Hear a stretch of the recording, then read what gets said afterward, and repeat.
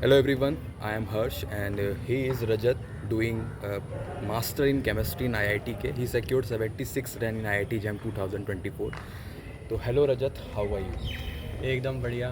तुम सुनाओ। और बाकी तो अपने चैनल पे बनाने के लिए थैंक यू। मैं भी बहुत बढ़िया हूँ। तो जानते हैं कि जर्नी कैसी रही जैम के दौरान, तो कब आपने प्रिपरेशन स्टार्ट करी? तो जब मैंने बीएससी में एडमिशन लिया था, मैंने केमिस्ट्री ऑनर्स में एडमिशन लिया था, तो मुझे स्टार्टिंग से ही पता था कि अगर आपको एमएससी करनी है तो उसके लिए बेस्ट जगह है आईआईटी, क्योंकि आईआईटी से एमएससी होती है। और फिर मैंने सोचा था कि मुझे एमएससी करनी है और आईआईटी से ही करनी है। तो फर्स्ट ईयर से तो नहीं, बट सेकेंड ईयर से अपने कॉलेज के मैंने स्टार्ट कर दी थी जैम की प्रिपरेशन।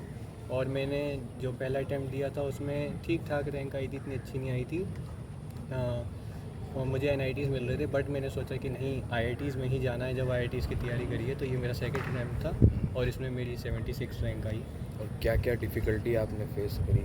सेल्फ स्टडी रही, क्या रहा? डिफ़िकल्टी तो फेस करी कि मतलब कई जगह करी, जैसे कि एक तो आप कोई भी चीज़ पढ़ते हो तो भूल जाते हो। क्वेश्चंस जब आप करने बैठते हैं तो आप भूल जाते हैं, लेकिन अगर आप बार बार रिवीजन करेंगे और बार बार क्वेश्चंस की प्रैक्टिस करेंगे तो आप धीरे धीरे आपका लेवल बढ़ता जाएगा और आप जहाँ पहुँचना चाहते हो वहाँ उस लेवल पे पहुँच जाओगे। So now you are in IIT, तो यहाँ के लेक्चर्स आपको कैसे लग रहे हैं? प्रोफेसर कैसे हैं केमिस्ट्री डिपार्टमेंट? तो केमिस्ट्री डिपार्टमेंट काफ़ी मतलब अच्छा है यहाँ का।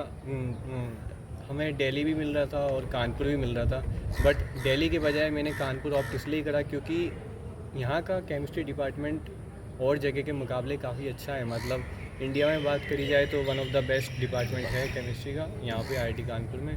तो उसी वजह से प्रोफेसर्स काफ़ी अच्छे हैं, अच्छा पढ़ा रहे हैं। और बाकी तो अभी स्टार्टिंग है, धीरे धीरे पता चलेगा। अब जैम एस्पिरेंट के लिए एग्ज़ाम आपका 2 फरवरी को आ रहा है। 2 फरवरी को एग्ज़ाम है इस बार 2025 हाँ का। हाँ, टू तो लास्ट 2 मंथ की प्रिपरेशन क्या होनी चाहिए? देखो, लास्ट 2 मंथ की प्रिपरेशन ये होनी चाहिए। अभी तो आपको ये सोचना चाहिए कि लास्ट जब 2 मंथ हैं उससे पहले मैं अपना सिलेबस कंप्लीट कर लूँ।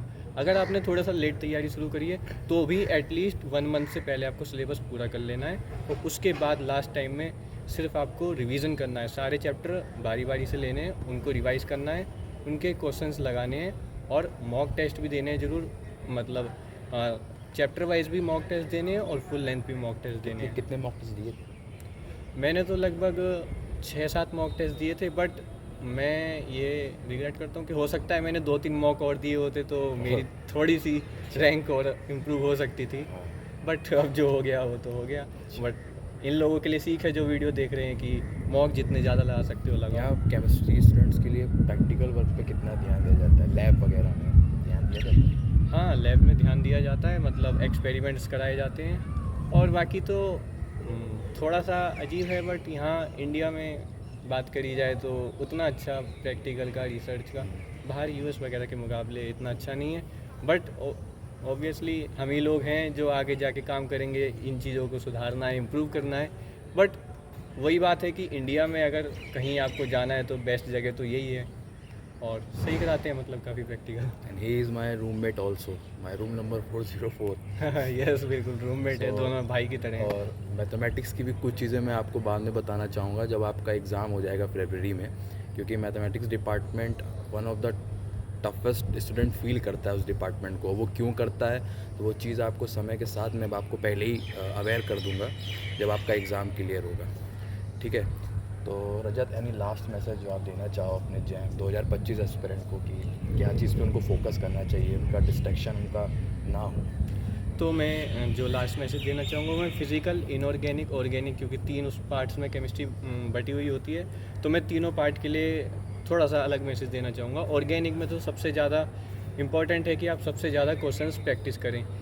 मतलब एक बार आप थ्योरी जो है उसे रिवाइज कर लो, उसके बाद क्वेश्चंस ही प्रैक्टिस करो। जितने ज़्यादा क्वेश्चंस कर सकते हो उतने ज़्यादा क्वेश्चंस करो।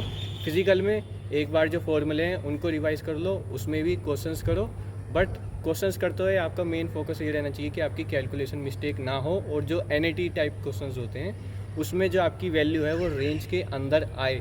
ये सबसे इंपॉर्टेंट चीज़ है, क्योंकि कई बच्चे क्या करते हैं, या तो प्लस की बजाय नेगेटिव या नेगेटिव की बजाय प्लस कर देते हैं आंसर में, या फिर उनका आंसर रेंज से बाहर निकल जाता है।